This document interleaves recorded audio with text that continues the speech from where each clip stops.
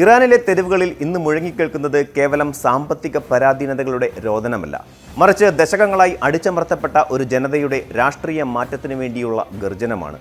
കഴിഞ്ഞ വ്യാഴാഴ്ച രാത്രി ഇറാനിലെ പ്രധാന നഗരങ്ങളെല്ലാം പ്രക്ഷോഭകാരികളുടെ ആവേശത്തിൽ ഇളകിമറിഞ്ഞപ്പോൾ ലോകം ഉറ്റുനോക്കിയത് ഒരാളിലേക്കാണ്: റസാ പഹ്ലവി. ഇറാനിലെ അവസാനത്തെ ഷാ ആയിരുന്ന മുഹമ്മദ് റസാ പഹ്ലവിയുടെ മകനും നാടുകടത്തപ്പെട്ട രാജകുമാരനുമായ റസാ പഹ്ലവി നൽകിയ ഒറ്റ ആഹ്വാനം ഇറാൻ ഭരണകൂടത്തിൻ്റെ അടിത്തറ ഇളക്കുന്ന പ്രകടനങ്ങൾക്കാണ് വഴിതെളിച്ചത്. ടെഹ്റാനിലും മഷാദിലും ജനലക്ഷങ്ങൾ തെരുവിലിറങ്ങി പഹ്ലവി മടങ്ങിവരും, ഖമേനി താഴെയിറങ്ങും തുടങ്ങിയ മുദ്രാവാക്യങ്ങൾ മുഴക്കുമ്പോൾ അത് ഇറാനിലെ ഇസ്ലാമിക ഭരണകൂടത്തിന് വലിയൊരു വെല്ലുവിളിയായി മാറുകയാണ്. ലോകത്തിലെ ഏറ്റവും വലിയ ഏകാധിപത്യ ഭരണകൂടങ്ങളിലൊന്നായ ഇറാന്റെ ഇന്നത്തെ രാഷ്ട്രീയ സാഹചര്യം വിശകലനം ചെയ്യുമ്പോൾ റസാ പഹ്ലവി എന്ന വ്യക്തിത്വം എപ്രകാരമാണ് ഒരു ജനതയുടെ വിമോചന സ്വപ്നമായി മാറുന്നത് എന്ന് നാം തിരിച്ചറിയേണ്ടതുണ്ട്. ആരാണ് റസാ പഹ്ലവി? ഇറാനിലെ പഹ്ലവി രാജവംശത്തിൻ്റെ അവസാനത്തെ കണ്ണിയാണ് റസാ പഹ്ലവി. 1960 ഒക്ടോബർ 31 ഷാ മുഹമ്മദ് റസാ പഹ്ലവിയുടെയും ഫറ ദിബ ചക്രവർത്തിനിയുടെയും മകനായി അദ്ദേഹം ജനിച്ചു. 1967 തൻ്റെ 7ാം വയസ്സിൽ അദ്ദേഹം ഔദ്യോഗികമായി കിരീടാവകാശിയായി പ്രഖ്യാപിക്കപ്പെട്ടു. കൊട്ടാരത്തിനുള്ളിലെ സുരക്ഷിതമായ അന്തരീക്ഷത്തിൽ പ്രാഥമിക വിദ്യാഭ്യാസം പൂർത്തിയാക്കിയ റസ തൻ്റെ കൗമാരകാലത്ത് തന്നെ ആധുനികമായ കാഴ്ചപ്പാടുകൾ സൂക്ഷിച്ചിരുന്നു. 1978 അദ്ദേഹം യുണൈറ്റഡ് സ്റ്റേറ്റ്സ് എയർഫോഴ്സിൽ യുദ്ധവിമാനങ്ങൾ പറത്തുന്നതിനായുള്ള പരിശീലനത്തിനായി അമേരിക്കയിലേക്ക് പോയി. എന്നാൽ ഈ യാത്ര അദ്ദേഹത്തിൻ്റെ ജീവിതത്തെയും ഇറാൻ്റെ ഭാവിയെയും എന്നേക്കുമായി മാറ്റിക്കളഞ്ഞു. റസ അമേരിക്കയിൽ ആയിരിക്കുമ്പോഴാണ് ഇറാനിൽ ചരിത്രപ്രസിദ്ധമായ ഇസ്ലാമിക വിപ്ലവം പൊട്ടിപ്പുറപ്പെട്ടത്. ഇതോടെ പഹ്ലവി രാജവംശത്തിന് ഇറാൻ വിട്ട് ഓടിപ്പോകേണ്ടി വരികയും രാജ്യം ആയത്തുള്ള ഖൊമേനിയുടെ കീഴിലുള്ള മതാധിഷ്ഠിത ഭരണത്തിലേക്ക് മാറുകയും ചെയ്തു. അന്നു മുതൽ റസാ പഹ്ലവി ഒരു പ്രവാസിയായി കഴിയുകയാണ്. സദേൺ കാലിഫോർണിയ സർവകലാശാലയിൽ നിന്ന് രാഷ്ട്രീയ മീമാംസയിൽ ബിരുദം നേടിയ റസ കേവലം ഒരു മുൻ രാജകുമാരൻ എന്ന നിലയിൽ ഒതുങ്ങിക്കൂടാൻ തയ്യാറായിരുന്നില്ല. ഇറാഖും ഇറാനും തമ്മിലുള്ള യുദ്ധകാലത്ത് ഒരു ഫൈറ്റർ പൈലറ്റായി രാജ്യത്തെ സേവിക്കാൻ അദ്ദേഹം സന്നദ്ധത പ്രകടിപ്പിച്ചെങ്കിലും ഇസ്ലാമിക ഭരണകൂടം അദ്ദേഹത്തിന് അനുമതി നൽകിയില്ല. ഇത് സൂചിപ്പിക്കുന്നത് രാജ്യം ഏത് പ്രതിസന്ധിയിൽ അകപ്പെടുമ്പോഴും തൻ്റെ ജനതയ്ക്കൊപ്പം നിൽക്കാൻ അദ്ദേഹം ആഗ്രഹിക്കുന്നു എന്നാണ്. തൻ്റെ വെബ്സൈറ്റിലൂടെയും പുസ്തകങ്ങളിലൂടെയും മതനിരപേക്ഷമായ ഒരു ഇറാനും ജനാധിപത്യപരമായ ഭരണക്രമത്തിനും വേണ്ടിയാണ് അദ്ദേഹം സംസാരിക്കുന്നത്. ഗോസാഷ്തെ വ അയാന്തെ, വിൻസ് ഓഫ് ചേഞ്ച് തുടങ്ങിയ അദ്ദേഹത്തിൻ്റെ ഗ്രന്ഥങ്ങൾ ഇറാനിലെ വിപ്ലവാന്തര സാഹചര്യങ്ങളെയും വരാനിരിക്കുന്ന ജനാധിപത്യ ഭാവിയെയും കുറിച്ച് ആഴത്തിൽ ചർച്ച ചെയ്യുന്നതാണ്. സാധാരണഗതിയിൽ നടക്കുന്ന പ്രതിഷേധങ്ങളിൽ നിന്ന് വ്യത്യസ്തമായി ഇത്തവണ ഇറാനിലുണ്ടായ വിപ്ലവ നീക്കത്തിന് പിന്നിലെ ചാലകശക്തി റസാ പഹ്ലവി നൽകിയ ആഹ്വാനമായിരുന്നു. സോഷ്യൽ മീഡിയ പ്ലാറ്റ്ഫോമായ എക്സിലൂടെ അദ്ദേഹം പുറത്തുവിട്ട വീഡിയോ സന്ദേശം ഇറാൻ ജനതയെ ഒന്നടങ്കം ആവേശഭരിതരാക്കി. വ്യാഴം വെള്ളി ദിവസങ്ങളിൽ കൃത്യം 8 മണിക്ക് തെരുവിലിറങ്ങാനായിരുന്നു അദ്ദേഹത്തിൻ്റെ ആഹ്വാനം. ഈ സന്ദേശം കാട്ടുതീ പോലെ പടരുകയും നിശ്ചിത സമയത്ത് തന്നെ 10,000-കണക്കിന് ആളുകൾ ടെഹ്റാനിലെ തെരുവുകളിൽ പ്രത്യക്ഷപ്പെടുകയും ചെയ്തു. ഇതിനെ നേരിടാൻ ഭരണകൂടം ഇന്റർനെറ്റ് വിച്ഛേദിച്ചും ടെലിഫോൺ ബന്ധങ്ങൾ തടഞ്ഞും ശ്രമിച്ചെങ്കിലും ജനക്കൂട്ടത്തെ നിയന്ത്രിക്കാൻ സാധിച്ചില്ല. ഏകാധിപതിക്ക് മരണം, ഇതൊരു അവസാന പോരാട്ടമാണ് തുടങ്ങിയ മുദ്രാവാക്യങ്ങൾ കൊണ്ട് നഗരങ്ങൾ പ്രകമ്പനം കൊണ്ടു. പ്രതിഷേധം അക്രമാസക്തമായതോടെ ഭരണകൂടം വലിയ തോതിലുള്ള അടിച്ചമർത്തൽ നടപടികളിലേക്ക് നീങ്ങി.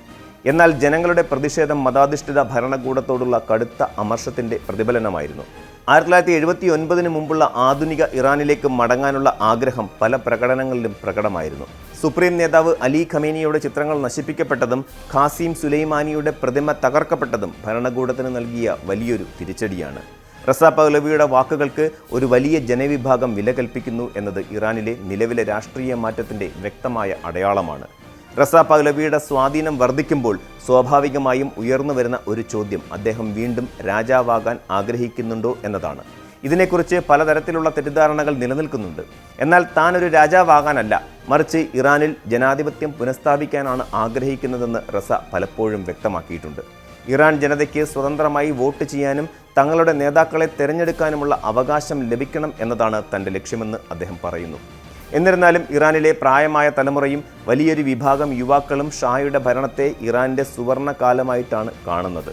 അന്നത്തെ സാമ്പത്തിക പുരോഗതിയും വ്യക്തി സ്വാതന്ത്ര്യവും ഇസ്ലാമിക വിപ്ലവത്തിന് ശേഷം നഷ്ടപ്പെട്ടുവെന്ന് അവർ വിശ്വസിക്കുന്നു. അതേസമയം റസാ പഹ്ലവിയെ വിമർശിക്കുന്നവരും കുറവൊന്നുമല്ല. പ്രധാനമായും ഇസ്രായേലുമായുള്ള അദ്ദേഹത്തിൻ്റെ ബന്ധമാണ് വിമർശകർ ആയുധമാക്കുന്നത്. കഴിഞ്ഞ ജൂണിൽ ഇസ്രായേൽ ഇറാനുമായി നടത്തിയ സംഘർഷത്തിന് പിന്നാലെ ഇസ്രായേലിനോട് അദ്ദേഹം കാണിച്ച ആഭിമുഖ്യം പലരിലും അതൃപ്തി ഉണ്ടാക്കിയിട്ടുണ്ട്. അദ്ദേഹത്തിന്റെ ലക്ഷ്യം വിദേശ ശക്തികളുടെ സഹായത്തോടെ ഭരണം പിടിക്കുക എന്നതാണെന്ന ആരോപണം ഭരണകൂടം നിരന്തരം ഉയർത്തുന്നുണ്ട്. എന്നാൽ ഇറാനിലെ സാധാരണ ജനങ്ങളെ സംബന്ധിച്ചിടത്തോളം നിലവിലെ സാമ്പത്തിക തകർച്ചയിൽ നിന്നും മതപരമായ അടിച്ചമർത്തലുകളിൽ നിന്നും മോചനം നൽകുന്ന ആരെയും തങ്ങൾ സ്വാഗതം ചെയ്യുന്നു എന്നതാണ്. തെരുവിൽ മുഴങ്ങുന്ന പഹ്ലവി മടങ്ങിവരും എന്ന മുദ്രാവാക്യത്തിന്റെ പൊരുൾ തന്നെ അതാണ്. റസാ പഹ്ലവിയുടെ ആഹ്വാനം ഇത്രമാത്രം വലിയൊരു പ്രതിഷേധമായി മാറിയത് ഇറാനിലെ സാമ്പത്തിക പ്രതിസന്ധിയും ഭരണകൂടത്തോടുള്ള കടുത്ത അതൃപ്തിയും കാരണമാണ്. ഇറാൻ ഭരണകൂടം തങ്ങളുടെ വാർത്താവിനിമയ സംവിധാനങ്ങൾ പൂർണ്ണമായും അടച്ചുപൂട്ടിയത് ജനങ്ങളുടെ ശബ്ദം ലോകം അറിയാതിരിക്കാനാണ്. എന്നാൽ തൻ്റെ ജനതയുടെ സ്വാതന്ത്ര്യദാഹം ആർക്കും തടയാനാവില്ലെന്ന് റസാ പഹ്ലവി പ്രഖ്യാപിക്കുന്നു.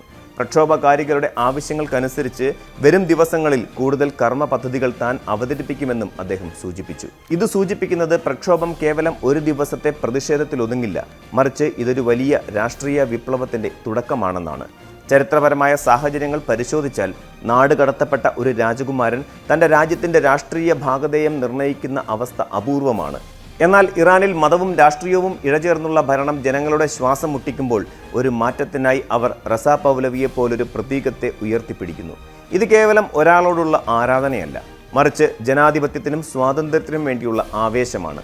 വരും ദിവസങ്ങളിൽ ഇറാൻ ഭരണകൂടം ഈ പ്രതിഷേധത്തെ എങ്ങനെ നേരിടുമെന്നും റസാ പഹ്ലവിയുടെ അടുത്ത നീക്കങ്ങൾ എന്തായിരിക്കുമെന്നും ലോകം ജാഗ്രതയോടെ കാത്തിരിക്കുകയാണ്. സ്വാതന്ത്ര്യം എന്നത് ഓരോ മനുഷ്യൻ്റെയും മൗലികമായ അവകാശമാണ്. ഭയത്തിൻ്റെ നിഴലിൽ ജീവിക്കുന്ന ഒരു ജനത മാറ്റത്തിനായി തെരുവിലിറങ്ങുമ്പോൾ അവിടെ ചരിത്രം വഴിമാറി ഒഴുകാൻ തുടങ്ങും. ഇറാനിലെ ഓരോ മുക്കിലും മൂലയിലും മുഴങ്ങുന്ന ആ മുദ്രാവാക്യങ്ങൾ ഒരു വലിയ മാറ്റത്തിൻ്റെ കാഹളമാണ്. റസാ പഹ്ലവി എന്ന വ്യക്തിക്ക് ആ ജനതയുടെ പ്രതീക്ഷകൾ കാത്തുസൂക്ഷിക്കാൻ കഴിയുമോ എന്നത് കാലം തെളിയിക്കേണ്ട ഒന്നാണ്. എങ്കിലും സമാധാനപരമായ ഒരു ഭാവിയും ജനാധിപത്യപരമായ ഭരണവും ഇറാനിൽ പുനഃസ്ഥാപിക്കപ്പെടട്ടെ എന്ന് നമുക്ക് പ്രത്യാശിക്കാം. ഏകാധിപത്യത്തിൻ്റെ കോട്ടകൾ തകരുന്നത് ജനങ്ങളുടെ ഐക്യത്തിലൂടെ മാത്രമായിരിക്കും.